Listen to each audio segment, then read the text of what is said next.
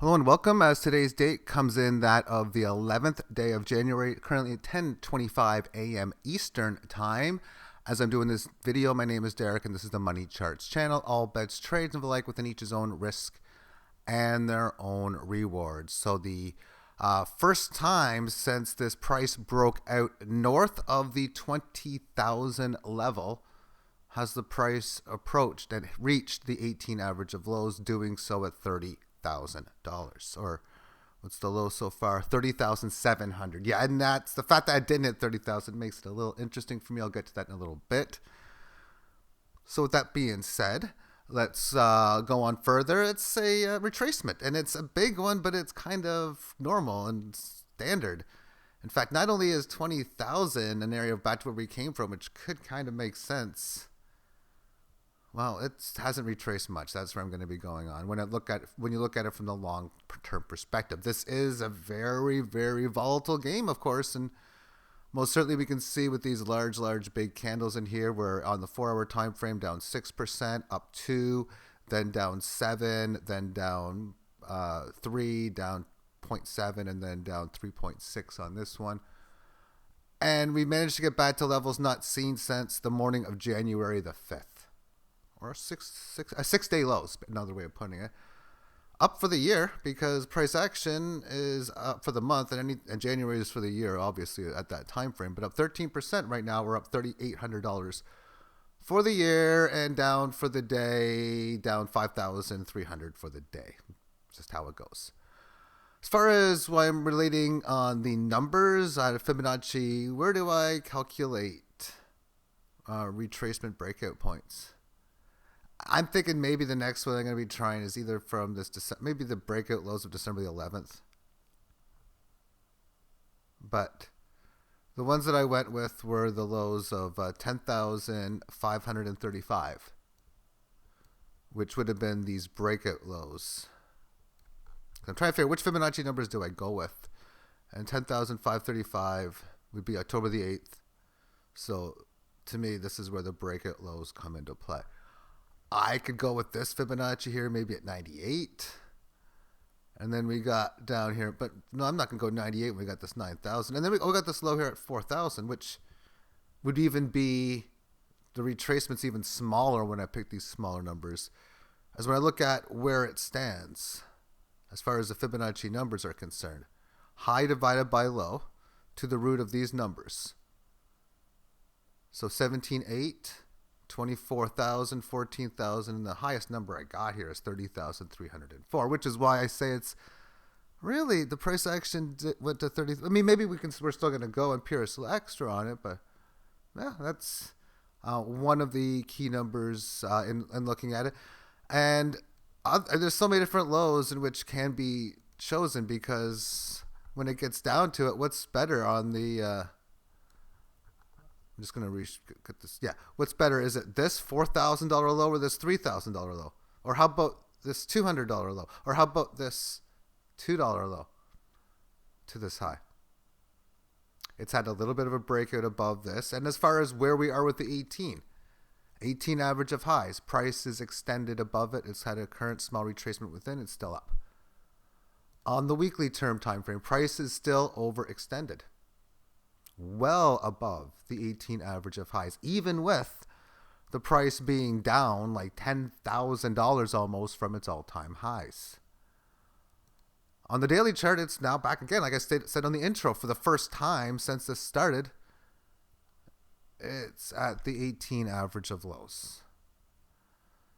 And then we have, so the long term looking really, really good still, but it can still correct down more, and you have this correctionary phase. 18 average of lows is rising at like 20,000, so it's now getting above previous all-time highs.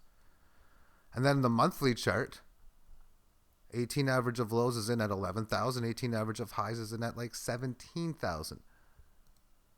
And as far as just market momentum is concerned, or just momentum, ways markets move, I don't know what words to use for this, but I'll explain what I'm trying to say, is you have a key significant situation like this sideways range. And the sideways range was this. So you have your break above it. And man, this can work two different ways more times than not in a successful breakout. It just goes straight up and it just keeps going. We've seen that on the daily and weekly charts, but we're not seeing it, at least not yet on the monthly.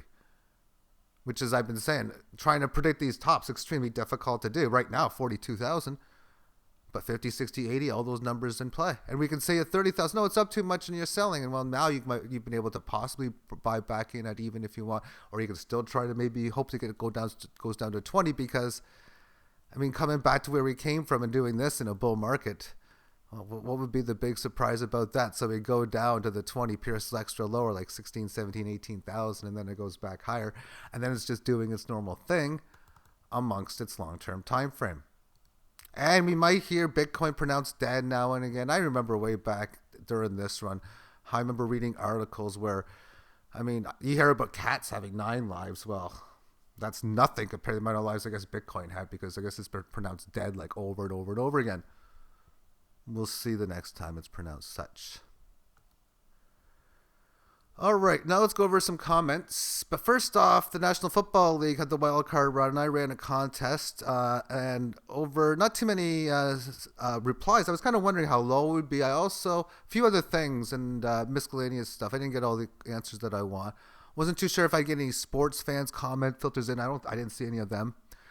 Nothing in the area of looking for spam. I was just trying to, just a whole bunch of different miscellaneous things. And well, I went 1-1 with my selections on the weekend. I posted 2. I posted the Tampa Bay Buccaneers plus the points, which the spread that I posted and bet was the winner. And then in here it became a push on this, and then I also posted the under, which was like the best play was over the total of all. So the perfect was over the total as the covered by 38 points, and the best next play would have been under in the Baltimore versus Tennessee game, as those were the games in which had the highest spread differential. But as far as these picks were concerned, we got the Bills -6 and the Saints under. That's 1-1 because the Bills did not cover the spread, winning by only 3. Browns plus the points, that covered, but the Titans plus the points did not. Colts covered, Bears did not. Neither the Bills nor the Seahawks covered the spread. Tampa ties, Bills do not cover. Steelers didn't cover, and that wasn't even the spread. That was a teaser, it looks like, or some sort of off number. And then Seattle doesn't cover and Tampa ties against the spread. So no winners. So what I'm going to do is I'm going to find a way this weekend. I'm going to be a little bit different, but I'm going to make sure there has to be a winner next weekend. And we'll figure some way out, some way of doing it on that one. Then on to another video a couple days ago, Caleb, and you've commented a few times asking about Nano. I've showed it once. I'm going to show it quickly again. And as far as requests are concerned, they may come in, they may not. If any donations/gifts are sent, it's almost very difficult for me to say no. And in such a situation like that, then ask questions or specific situations. But I'll put another quick look at it. And then within this from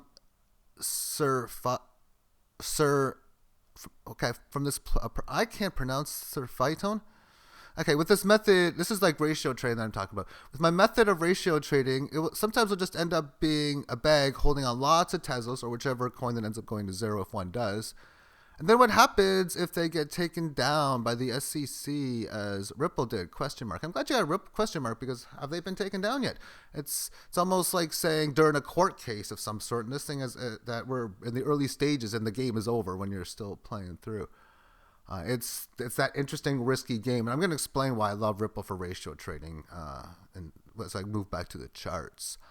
It is possible that this chart just keeps going down. You keep buying and then Tezos get zero traction and fades out. So you have zero left. No, you have you still have your coins. It's just, you can't trade them. And then there's no exchange that has it. Because what would happen is coins would just fade out and then filter off of big exchanges. And then you might see them on like shit exchanges and such. And the next thing you know, they maybe don't even have on the bid ask, it's one Satoshi on one side and nothing on the other. So you have to hope you get a sale and you just can't guarantee your sale. Or maybe you can't even find them on exchanges at some point. The volume goes from like $1 million a day to 100,000 to 10,000 to 1,000 to $50 to zero. And really, that's just things to know. And when I say in my videos, risk reward management is always job number one. Part of that job is to understand your risk, understand your reward. So therefore, and I've been thinking about that scenario with Tezos, because I mean, if it goes to zero, I mean, and other coins don't, okay, that'll be interesting. And if all cryptos end up falling, well, that's what they do. And I don't think that's going to happen in the near term, but if it does, it does. However, when I look at things like, what's your strategy how is it going to play out? This is why I ask myself, if a market goes to zero, and I'm thinking that with Ripple for sure, because it's still in that question mark situation. Like I say, extremely high risk, high reward. So therefore, you're in a spot where, okay, you get to one level, say, let me just show you the ratios that I have on my spreadsheet.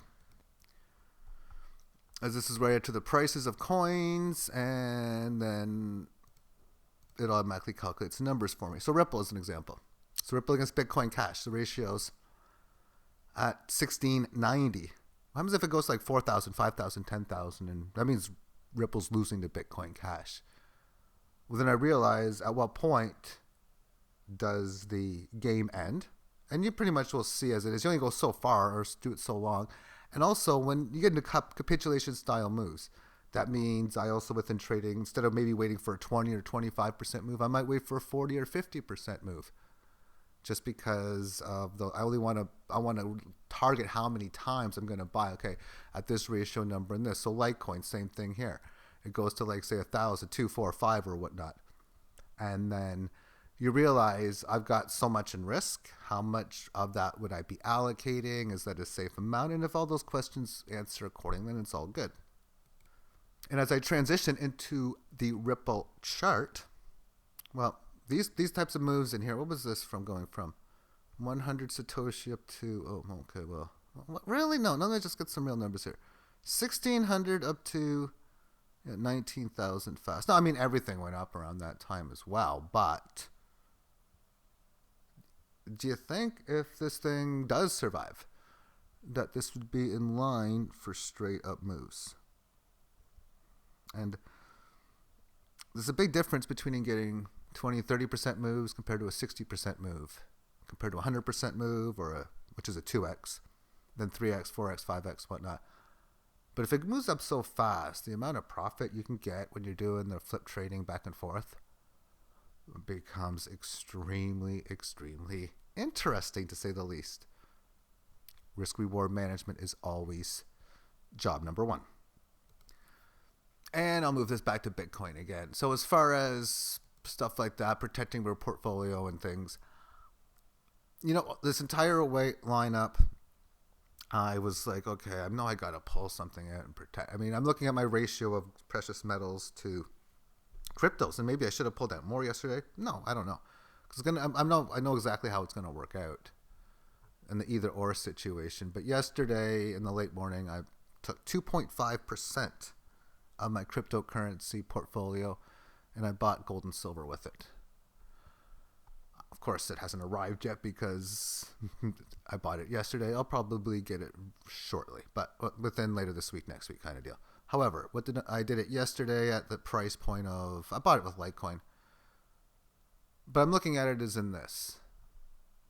Okay, well, obviously you want to balance your portfolio. I've stated so many reasons why I like precious metals as my favorite on the long term, especially that of silver. And what was my ratio I bought? 100 to 1 ratio, I think, yesterday. Actually, about 120.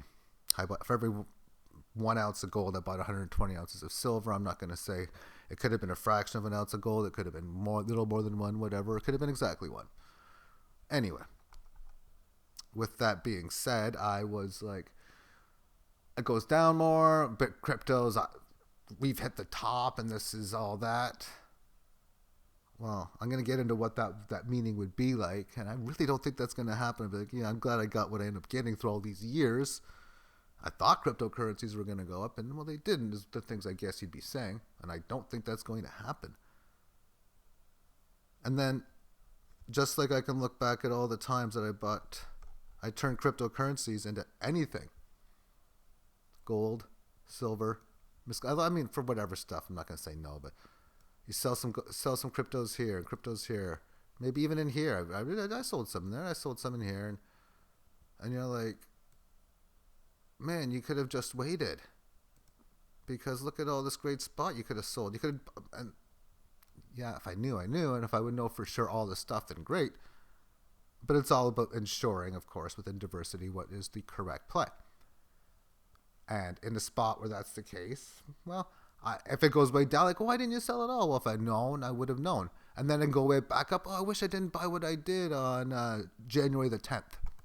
No, I'm not going to be wishing that not, because I'm just going to keep on increasing the portfolio moving forward. And if that size purchase, which would be like my fourth or fifth, sixth biggest purchase ever, maybe fourth biggest.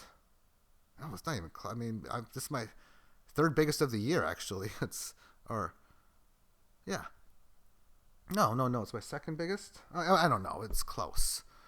Either way, I'm just always accumulating into such. I realize that what this means, like I said, you come back and you do your things.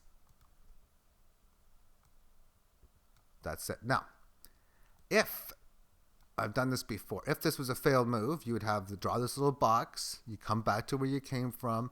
You'd have to come quickly then back into here, and then you'd see weakness going down below. It's either a real breakout statement attempt that succeeds or fails. On the succeeding part, price action should never see hardly any, if any time, below 20,000. And the amount that it would spend below it would be subject to minutes, hours, and maybe at most a couple or a few days on the below the 20,000 level, if it's a real move. And as far as this is concerned, it hasn't even came close yet to going back to the 2018 area that we don't even know if we're going to even have much of a correction via that of the monthly chart. And then, of course, in here, you come back down, you have your moves in correctionary place. Will we have support? Because there's two areas where we came from. We came from 20. We also came from this area of 11. That would be, this is why I want to finish this off with this number here. Hence why I started and finished with Bitcoin as I did within this video. Actually, Nano. I wanted to go through that Nano chart. Let's do Nano after that. As it goes, higher high, higher low.